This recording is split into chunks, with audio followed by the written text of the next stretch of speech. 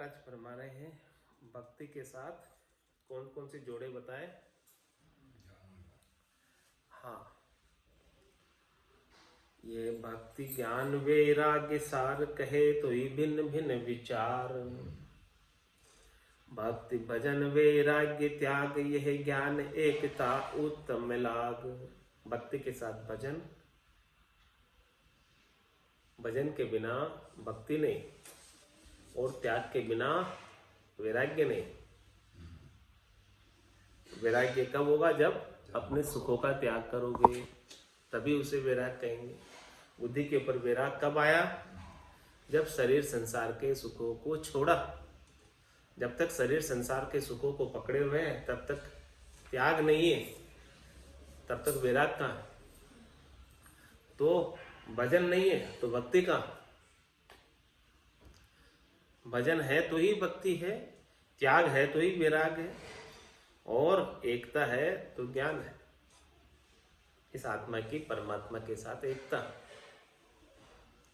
सबके अंदर एक ही परमात्मा के दर्शन, प्राणी मात्र के अंदर राम रूप को देखना, ये एकता।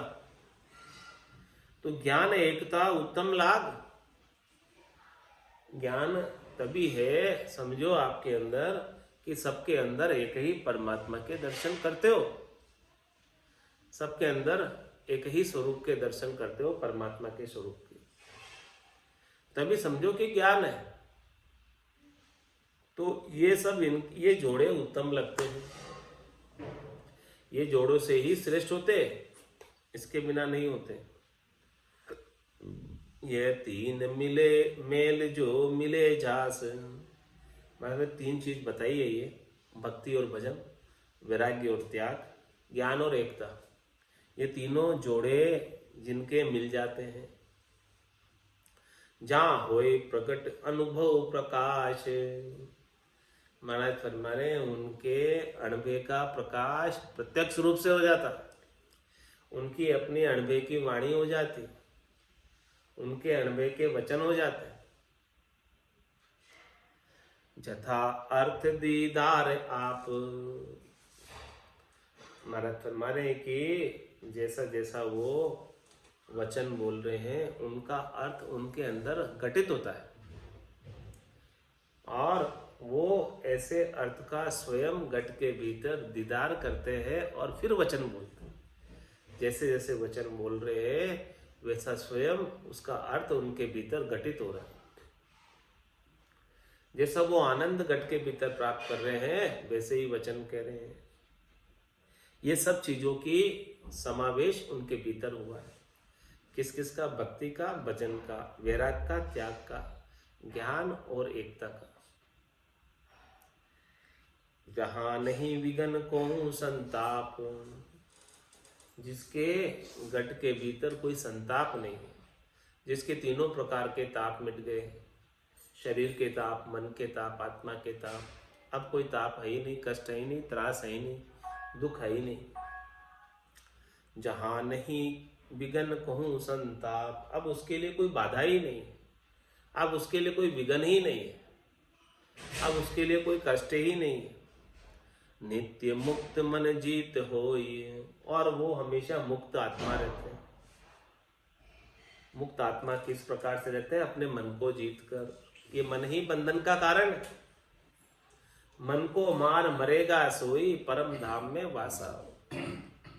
नित्य मुक्त मन जीत होई। जिसने मन को जीत लिया, जो मन के कहे अनुसार नहीं चलता, वो मुक्त है। और जो मन के सुखों में, इंद्रियों के सुखों में आसक्त है, वो बंधन में है। मन नित्य मुक्त मन जीत होई, तो हूँ कुसंगत तजे सोई। तो महाराज हमारे जिसने अपने मन को जीता है वही कुसंगत को छोड़ पाएगा। जो भी मन के संग लगा हुआ है वो कुसंगत में जाएगा, शरीर संसार के सुखों को प्राप्त करने की इच्छा रखेगा। कही फकीरी सार है, पुनि निवृत्ति प्रवृत्ति भेद। कुसंग त्याग आगे कहूँ, जो छूटे सब खेद। क्या फरमा रहे महाराज कि फकीरी का सार बताया, किस प्रकार से फकीरी होती है, जिसमें कोई फिक्र ही नहीं होती, जिसमें कोई चिंता ही नहीं होती। चिंता दीन दयाल को मोमन सदा आनंद, जायो सो प्रतिपाल श्री रामदास गोविंद। ये फकीरी का सार है, जिसमें सब प्रकार की चिंताएं समाप्त हो जाए, सब प्रकार के त्रास दुख समाप्त हो जाए। कही फकीरी सार यह पुनि निवृत्ति प्रवृत्ति भेद। निवृत्ति और प्रवृत्ति का भेद बताया। कौन तो निवृत्ति निवेड़े में है और कौन प्रवृत्ति पसारे में। कुसंग त्याग आगे कहूं जो छूटे सब खेद। महाराज हमारे कुसंग का भी आपको त्याग करना पड़ेगा, उसी से सारे दुख मिटेंगे, उसके बिना मिटने वाले नहीं। जब तक कुसंग रहेगा तो कुसंग का असर आए बिना नहीं रहता। कंदली सीप भुजंग मुख स्वाति एक गुण तीन, जैसी संगति बैठिए तैसो ही फल दी। तो कुसंग का त्याग किए बिना काम बनने वाला नहीं। बिगड़ी जन्म अनेक की सुधरे अबई आज, होई राम का नाम जब तुलसी तज कुसमाज।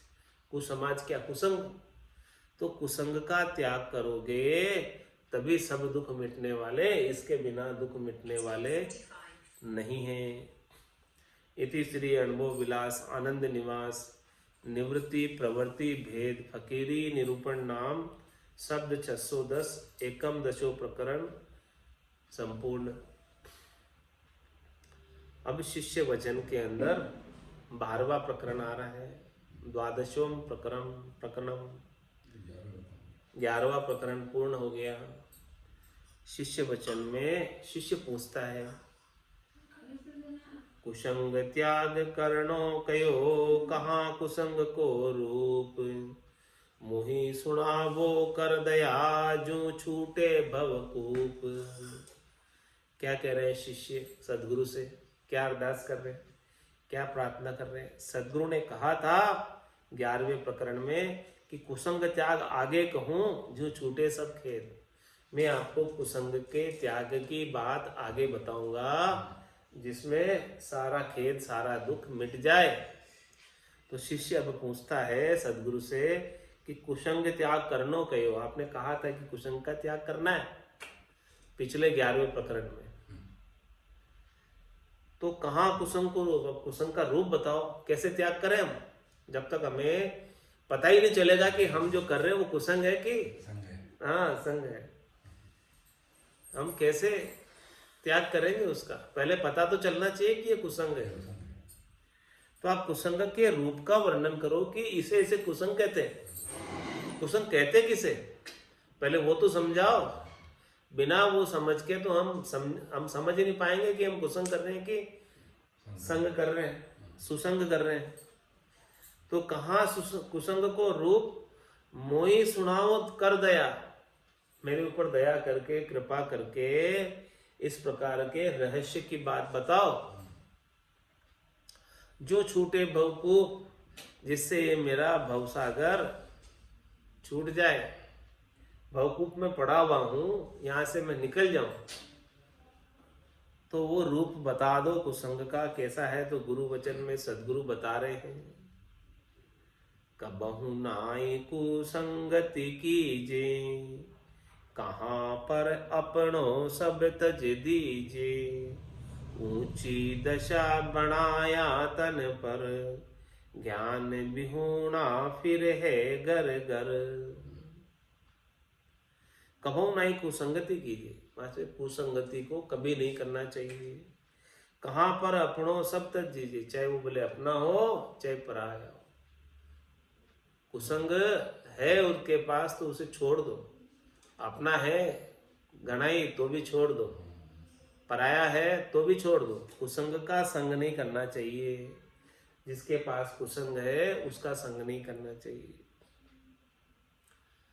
ऊंची दशा बनाया तन पर तो ऊंची दशा बना रखी। ज्ञान विहूणा फिर है घर घर, महाराज में ज्ञान के बिना घर घर में फिरते हैं। ज्ञानहीन जग में फिरे ऊंची दशा बनाए। राम चरण उनसु मिल्या गिरिसु देत गुड़ाए। इस संसार में ज्ञान के हीन यानी जिनके पास ज्ञान तो नहीं है और ऊंचे बाना पहन रखा है, किसी मत पंथ संप्रदाय का बाना पहन रखा है, लेकिन ज्ञान नहीं, तो दशा तो उसने ऊंची बना रखी लेकिन ज्ञान नहीं।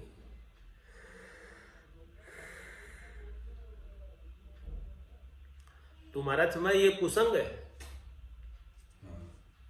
आप तो समझ रहे हो मैं सत्संग में जा रहा हूं उनकी, लेकिन यदि उनके पास ज्ञान नहीं है, केवल बाना ही पहन रखा है, तो वो कुसंग है।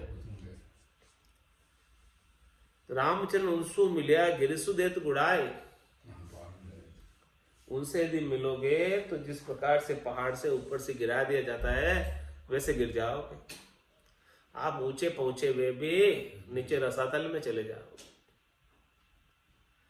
तो क्यों गुड़ाई दे ती का उत्तर, एक एक बात को महाराज खोल खोल कर बता रहे हैं कि जो इसी ऊंची दशा बनाकर ज्ञान के अभाव में किस प्रकार से आपको ऊंचे से नीचे गिरा देते। इसका कारण क्या है? बाल अवस्था बिगड़िया सो कबहू सुधरे नाय। कुबुद्धि कुलक्षण लागिया खोटी संगति माय। खोटी संगति माय सिंगला बिरे निकारा। बोले हुई होशियार जान ओ खाले नारा। धींग धिंगाई धूकड़ा देख दौड़ मिल जाए। बाल अवस्था बिगड़िया सो कबहू सुधरे नाय। महाराज भाई, जो बालक बिगड़ जाता है वो फिर उसकी आदतें नहीं छूटती, तो बाल्य अवस्था में विशेष ध्यान रखने की आवश्यकता है। उस समय उनका मस्तिष्क विकास को प्राप्त हो रहा है। उस समय जैसे संस्कार पड़ गए सो पड़ गए बालकों के अंदर, फिर वो जिंदगी भर के हो जाते हैं, वो नहीं सुधरता है। क्योंकि कच्चे हांडे के गार लग जाती है, पक्के हांडे की फिर नहीं लगती है। तो बाल्य अवस्था कच्चे हांडे की तरह है। तो कच्चे हांडे के अंदर वो बिगड़ गया, जैसा उसने स्वरूप ले लिया, वो पकने के बाद फिर वैसा ही रहेगा। उसको फिर आप जो है सुधारना चाहो तो सुधरे नहीं। छोटा पौधा मोड़ना चाहो तो मुड़ जाएगा, बड़ा पेड़ बनने। हाँ, छोटे पौधे को मोड़ना चाहो वैसे मुड़ जाएगा, बड़ा पेड़ को मोड़ोगे तो टूट जाएगा, मुड़ेगा नहीं। तो बाल अवस्था बिगड़िया सो कबहू सुधरे नाय। कुबुद्धि कुलक्षण लागिया खोटी संगति माय। ये बाल अवस्था के अंदर कुबुद्धि और कुलक्षण कहाँ से लगते हैं? खोटी संगति से, खोटे दोस्तों से।